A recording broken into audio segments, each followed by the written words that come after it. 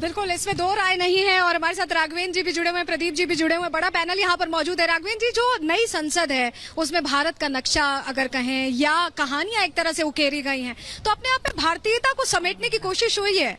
इसको आप कैसे देखते हैं? इसकी तो तारीफ करेंगे।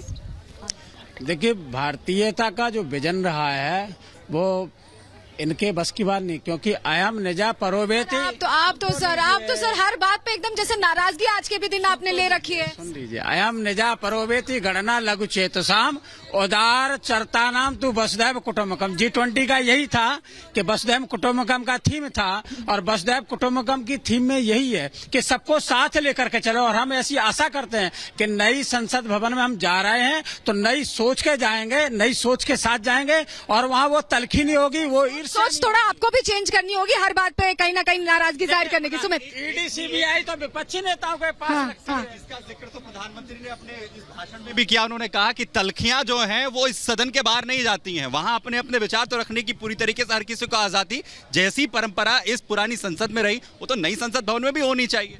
देखिए, निश्चित रूप से होनी चाहिए, पर कुछ नई परंपराएं अभी हमने देखी हैं पिछले 8-10 सालों में जो बन करके आ रही हैं। मतलब हमने कभी नहीं देखा कि प्रधानमंत्री के अभिभाषण को पूरा विपक्ष बॉयकॉट करके बाहर चले जाए।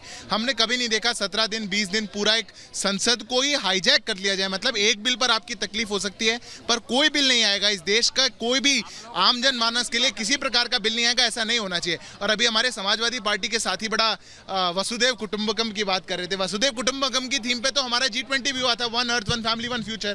पर वो जब चल रहा था तब आपके नेता ट्विटर पे लिखते हैं G20 में जी जो है वो घोसी के लिए है। अरे इस प्रकार की घृणा, मतलब मोदी की घृणा वो देश पर निकलती है, संसद में निकलती है, लोगों पर निकल रही है, महिलाओं पर निकल रही है। मोदी की घृणा है, राजनीतिक घृणा है, आप निकालिए, पर देश से नफरत क्यों करना शुरू कर दिया विपक्ष ने, ये बात समझ में नहीं आती। मतभेद हो, मन भेद ना हो, कम से कम ये हमारी परंपरा जो है ये बनी रहनी चाहिए। प्रदीप जी, मोदी जी देश नहीं है, पहले तो ये भूल जाइए। देश मोदी जी प्रधानमंत्री तो है देश के।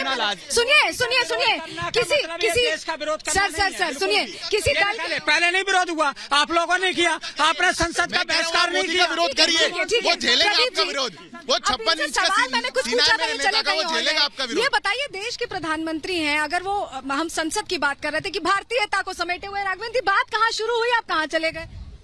एक्चुअल में क्या है ना, धर्मेंद्र जी का भी दोष नहीं है।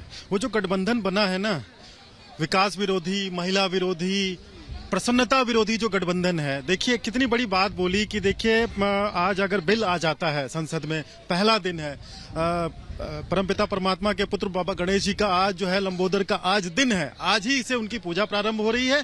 और कितनी अच्छी बात है कि आज ही संसद सत्र भी शुरू हो रहा है। लेकिन विघ्नकर्ताओं के लिए विघ्नहर्ता का आज दिन है, और विघ्नकर्ता का सलोनी आपके पास वापस आ रहे हैं। इस वक्त एक और बड़ी खबर है जिस पर हम जा रहे हैं। कनाडा पर भारत की जवाबी कार्रवाई, कनाडा के राजनयिक को निष्कासित किया है। अब देख लीजिए, भारत ने कनाडा